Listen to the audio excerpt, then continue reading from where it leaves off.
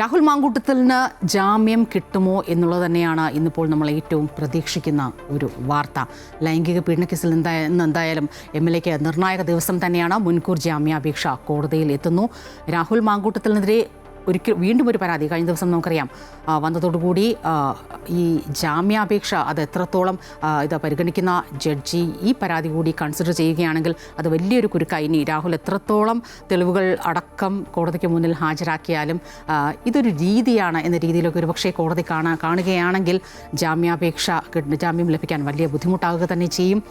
പക്ഷേ ഏറ്റവും കൂടുതൽ പ്രതിസന്ധിയിലായിരിക്കുന്നത് കോൺഗ്രസ് പാർട്ടി തന്നെയാണ്. ഭിന്നസ്വരങ്ങളെല്ലാം അതിജീവിച്ച് എന്തായാലും രാഹുലിനെതിരെ ഒറ്റ ഐകകണ്ഠേനയുള്ള ഒരു തീരുമാനം, രാഹുലിനെ സസ്പെൻഷൻ പുറത്താക്കലിലേക്ക് നീങ്ങുമോ എന്നൊക്കെ അറിയേണ്ടതുണ്ട്.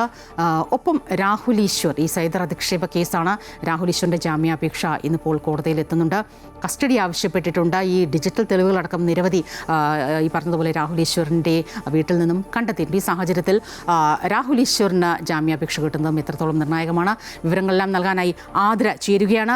ആതിര, ഇന്നത്തെ ദിവസം രാഹുൽ മാങ്കൂട്ടത്തിൽ MLAക്ക് ജാമ്യം കിട്ടുമോ എന്നതാണ് ഏവരും ഉറ്റുനോക്കുന്നത്. 7ാം ദിവസമാണ്.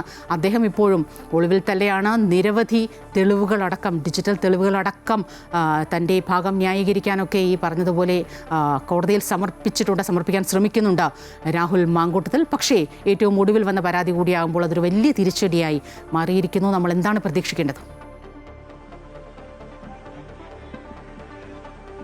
സ്വപ്ന, തീർച്ചയായും രാഹുൽ മാങ്കൂട്ടത്തിൽ MLAക്ക് കുരുക്കുമുറുകുന്നു എന്ന് വേണം മനസ്സിലാക്കാൻ. കാരണം കഴിഞ്ഞ ദിവസങ്ങളിൽ ഉൾപ്പെടെ വലിയ രീതിയിൽ വീണ്ടും സമാനമായ രീതിയിൽ ഗുരുതരമായ ആരോപണങ്ങൾ ഉന്നയിച്ചുകൊണ്ട് ഒരു യുവതി കൂടി പരാതിയുമായി രംഗത്തെത്തുന്ന ഒരു സാഹചര്യമൊക്കെ ഉണ്ടായിരുന്നു. പക്ഷേ ഈ 7ാം ദിവസം രാഹുലിനെതിരെ ആദ്യത്തെ പരാതി ലഭിച്ച, മുഖ്യമന്ത്രിക്ക് പരാതി ലഭിച്ചു 7ാം ദിവസം പിന്നിടുമ്പോൾ ഇപ്പോഴും രാഹുൽ മാങ്കൂട്ടത്തിൽ എവിടെയാണ് എന്നതിന് യാതൊരു തരത്തിലുള്ള സൂചനയും ഇല്ല എന്നുള്ളതാണ്. ഈ രാഹുൽ മാങ്കൂട്ടത്തിൽ ഈ ഒളിച്ചുകളി തുടരുമ്പോൾ ഇന്ന് മുൻകൂർ ജാമ്യാപേക്ഷ, രാഹുൽ മാങ്കൂട്ടത്തിൽ MLA നൽകിയ മുൻകൂർ ജാമ്യാപേക്ഷ ഇന്ന് തിരുവനന്തപുരം ജില്ലാ സെഷൻസ് കോടതി പരിഗണിക്കും. ആദ്യഘട്ടത്തിൽ ഇത്തരത്തിൽ കഴിഞ്ഞ ദിവസം രാഹുൽ മാങ്കൂട്ടത്തിൽ MLA ഒരു ഹർജി നൽകിയിരുന്നു. അടച്ചിട്ട മുറിയിൽ ഈ വാദം കേൾക്കണമെന്നൊരു ഹർജി നൽകിയിരുന്നു. ആ ഹർജിയിലായിരിക്കും അത്തരത്തിലൊരു വാദം കേൾക്കണമോ വേണ്ടയോ എന്ന ആ ഹർജിയായിരിക്കും ആദ്യം കോടതി പരിഗണിക്കുക. അതിനുശേഷമായിരിക്കും മുൻകൂർ ജാമ്യാപേക്ഷയിലെ മറ്റു കാര്യങ്ങളൊക്കെ തന്നെ ഏതായാലും പരിഗണിക്കുക.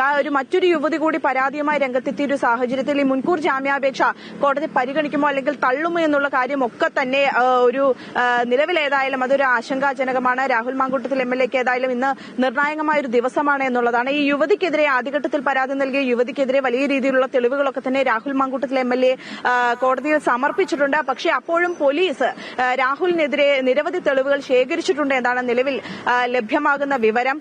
അതുകൊണ്ട് തന്നെ രാഹുലിന്റെ കാര്യം അല്പം പരിങ്ങലിലാകും എന്നുള്ള കാര്യത്തിൽ സംശയമില്ല. പക്ഷേ അതേസമയം നിലവിൽ ഒരു യുവതി കൂടി ഗുരുതരമായ പരാതികളാണ് ഈ യുവതി കഴിഞ്ഞ ദിവസം ഇന്നലെ നൽകിയിരിക്കുന്നത്. ബലാത്സംഗം ഉൾപ്പെടെയുള്ള ഒരു വകുപ്പുകളാണ് രാഹുലിനെതിരെ അതിൽ ഏതായാലും ചുമത്താനുള്ള ഒരു സാധ്യതയൊക്കെ ഉള്ളത്. ആ പരാതിയിൽ ഏതായാലും കേസെടുക്കാനുള്ള ഈ പറഞ്ഞതുപോലെ രണ്ടാമത്തെ ഒരു പരാതി ഏറ്റവും ഒടുവിലായി ഇപ്പോൾ കഴിഞ്ഞ ദിവസം ഉച്ചയോടുകൂടി വന്നതാണ്. അതാണ് കുരുക്ക് കുറച്ചുകൂടി മുറുകാൻ പോകുന്ന ഒരു സാഹചര്യം. അതിക്രൂരമായി പീഡിപ്പിക്കപ്പെട്ടു എന്നാണ് ആ യുവതി ആ പരാതിയിൽ പറയുന്നത്. കോൺഗ്രസ് പാർട്ടിക്കാണ്, നേതൃത്വമാണ് ആ പരാതി കൈമാറിയത്. കോൺഗ്രസ് അത് DGPക്ക് നേതൃത്വം DGPക്ക് പരാതി കൈമാറിയിട്ടുമുണ്ട്.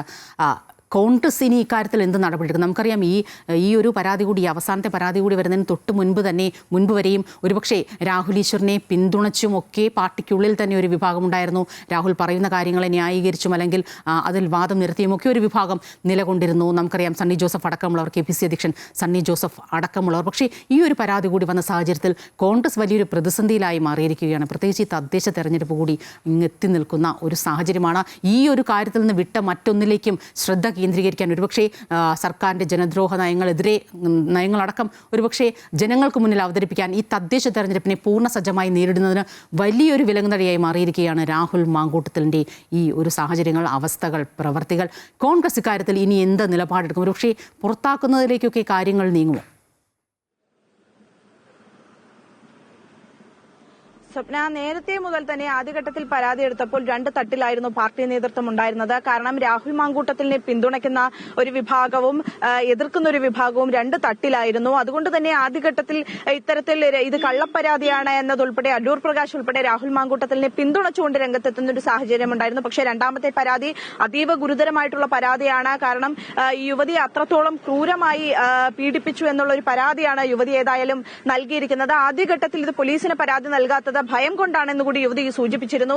ഈ ഒരു ഘട്ടത്തിൽ KPCC നേതൃത്വത്തിനാണ് യുവതി പരാതി നൽകിയത്. അത് KPCC നേതൃത്വം ഏതായാലും പാർട്ടി ഏതായാലും അത് DGPക്ക് കൈമാറിയിട്ടുണ്ട്. അതിനുശേഷം നിലവിൽ ഏതായാലും ഈ രാഹുൽ മാങ്കൂട്ടത്തിൽ MLAക്കെതിരായ നടപടി ആദ്യത്തെ ഒരു പരാതിയും ആരോപണങ്ങളൊക്കെ ഉയർന്ന സമയത്ത് സസ്പെൻഷൻ നടപടിയായിരുന്നു രാഹുൽ മാങ്കൂട്ടത്തിന് നൽകിയിരുന്നത്. കഴിഞ്ഞ ദിവസം K മുരളീധരൻ ഉൾപ്പെടെ മാധ്യമങ്ങളെ കണ്ട സമയത്ത് പറഞ്ഞിരുന്നു സസ്പെൻഷനിൽ കൂടുതൽ പാർട്ടിക്കൊന്നും ചെയ്യാനില്ല എന്നൊരു നിലപാടായിരുന്നു സ്വീകരിച്ചിരുന്നത്. പക്ഷേ ഇപ്പോൾ നിലവിൽ ഏതായാലും രാഹുൽ മാങ്കൂട്ടത്തിലിനെ ഇപ്പോൾ പുറത്താക്കുന്നത് പാർട്ടിക്ക് നിലവിൽ ഗുണകരമാകും, അല്ലെങ്കിൽ പാർട്ടിക്ക് ഈ ഒരു വിവാദത്തിൽ നിന്നും പാർട്ടി അത് രക്ഷപ്പെടുത്തുമെന്നുള്ളൊരു നിലപാടിലാണ് മറ്റ് നേതാക്കൾ ഉള്ളത്. അതുകൊണ്ട് തന്നെ നിലവിൽ ഏതായാലും പാർട്ടിയിൽ നിന്നും പുറത്താക്കാനുള്ള സാധ്യതയാണ് പാർട്ടി നേതൃത്വം ഉൾപ്പെടെ ആരായുന്നത്. പക്ഷേ MLA സ്ഥാനത്തിൽ നിന്നും രാജിവെക്കണമെന്ന് പാർട്ടിക്ക് ആവശ്യപ്പെടാൻ സാങ്കേതികപരമായിട്ടുള്ള ചില ബുദ്ധിമുട്ടുകളുണ്ട്. അതുകൊണ്ട് തന്നെ പാർട്ടിയിൽ നിന്നും ഒരുപക്ഷെ പുറത്താക്കി കഴിഞ്ഞാൽ ഈ ആവശ്യം, ഈ രാജിവെക്കണം, MLA സ്ഥാനത്ത് നിന്നും രാജിവെക്കണമെന്ന ആവശ്യം ഒരുപക്ഷെ രാഹുൽ മാങ്കൂട്ടത്തിൽ അംഗീകരിക്കണമെന്നുമില്ല. അതുകൊണ്ട് തന്നെ ഈ MLA സ്ഥാനവുമായി ബന്ധപ്പെട്ട പാർട്ടിക്ക് ഇനിയൊന്നും കൂടുതൽ ചെയ്യാനില്ല. പക്ഷേ പാർട്ടിയിൽ നിന്നും രാഹുൽ മാങ്കൂട്ടത്തിൽ MLA എന്നേക്കുമായി പുറത്താക്കാനുള്ള ഒരു നടപടിയിലേക്ക് പാർട്ടി നീങ്ങുന്നു എന്നുള്ളതാണ്. കാരണം തദ്ദേശ തെരഞ്ഞെടുപ്പ് കൂടി അടുത്തിരിക്കുന്ന ഒരു സാഹചര്യത്തിൽ ഈ വിവാദത്തിൽ നിന്നും രാഹുൽ മാങ്കൂട്ടത്തിലിനെ ഇനിയും പാർട്ടി പിന്തുണയ്ക്കുകയാണെങ്കിൽ അത് വലിയ രീതിയിലുള്ള തിരിച്ചടിയായിരിക്കും പാർട്ടി നേതൃത്വത്തിന് ഉണ്ടാക്കുക എന്നൊരു തിരിച്ചറിവിലേക്ക് പാർട്ടി ഏതായാലും എത്തിയിരിക്കുന്നു എന്നുള്ളതാണ്. കഴിഞ്ഞ ദിവസം യുവതി രാഹുൽ ഗാന്ധിക്കും അതുപോലെ തന്നെ പ്രിയങ്ക ഗാന്ധിക്കും ഉൾപ്പെടെ ഈ പരാതി സമർപ്പിച്ചിട്ടുണ്ട്. അതോടുകൂടി ഈ പരാതിയുടെയൊക്കെ ഒരു മുഖം മാറുകയാണ്. അതുകൊണ്ട് തന്നെ രാഹുൽ മാങ്കൂട്ടത്തിലിനെ പാർട്ടിയിൽ നിന്നും പുറത്താക്കുക എന്നുള്ളത് തന്നെയാണ് നേതൃത്വത്തിന് മുമ്പിൽ ഇനി അവശേഷിക്കുന്ന ഏക തീരുമാനം. അതിന് നമുക്ക് ഈ രാഹുൽ ഈശ്വറിൻ്റെ കാര്യം കൂടി അറിയേണ്ടതുണ്ട്. അദ്ദേഹത്തിൻ്റെ ജാമ്യാപേക്ഷയും ഇന്നിപ്പോൾ പരിഗണിക്കാനിരിക്കുകയാണ്. ഈ പറഞ്ഞതുപോലെ സുപ്രീം കോടതിയുടെ ചില ചട്ടങ്ങളൊക്കെ ഉണ്ട്, അതിന് വിരുദ്ധമായിട്ടാണ് തൻ്റെ അറസ്റ്റ് എന്ന് രാഹുൽ ഉറച്ചു തന്നെ വാദിക്കുന്നു.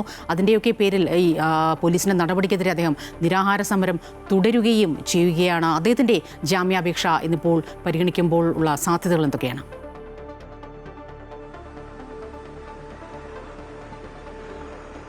സ്വപ്ന, ഈ രാഹുൽ ഈശ്വർ ഇത്തരത്തിൽ ഈ രാഹുൽ മാങ്കൂട്ടത്തിനെതിരെ പരാതി നൽകിയ യുവതിയെ സൈബർ അധിക്ഷേപം നടത്തിയെന്ന ഒരു പരാതിയിലാണ് രാഹുൽ ഈശ്വർ അറസ്റ്റിലാകുന്നത്.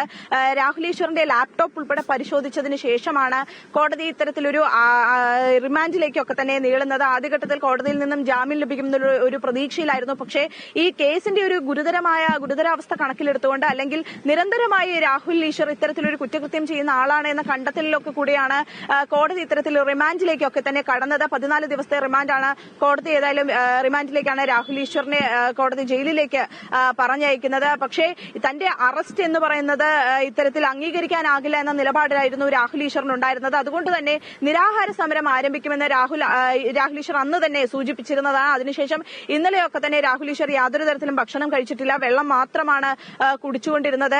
ഏതായാലും നിലവിൽ ഇന്നും രാഹുൽ ഈശ്വർ ഏതായാലും തന്റെ അറസ്റ്റിൽ പ്രതിഷേധിച്ചുകൊണ്ട് നിരാഹാര സമരം തുടരുകയാണ്. അതേസമയം ഇന്ന് രാഹുൽ ഈശ്വറിന്റെ ജാമ്യാപേക്ഷ കോടതി പരിഗണിക്കുമെന്നാണ് അറിയാൻ സാധിക്കുന്നത്. തിരുവനന്തപുരം ജില്ലാ സെഷൻസ് കോടതി തന്നെയാണ് രാഹുൽ ഈശ്വറിന്റെ ഈ സൈബർ അധിക്ഷേപ കേസിലെ കോടതി തന്നെയാണ് ഇത്തരത്തിൽ ഈ ജാമ്യ ഹർജി പരിഗണിക്കുക.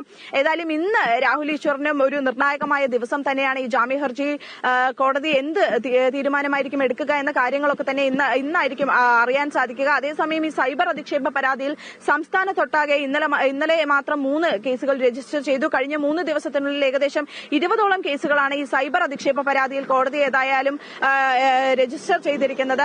ഇനി വരുന്ന ദിവസങ്ങളിലും ഒരുപക്ഷെ കേസുകളുടെ എണ്ണം വർദ്ധിക്കാനുള്ള ഒരു സാധ്യതയാണുള്ളത്. ഏതായാലും ഇന്ന് രാഹുൽ മാങ്കൂട്ടത്തിലിനും അതുപോലെ തന്നെ രാഹുൽ ഈശ്വറിനും നിർണായകമായ ദിവസങ്ങളാണ്. രാഹുൽ ഈശ്വർ തന്റെ അറസ്റ്റിൽ പ്രതിഷേധിച്ച് ഇന്നും നിരാഹാര സമരം ജയിലിൽ തുടരുകയാണ്.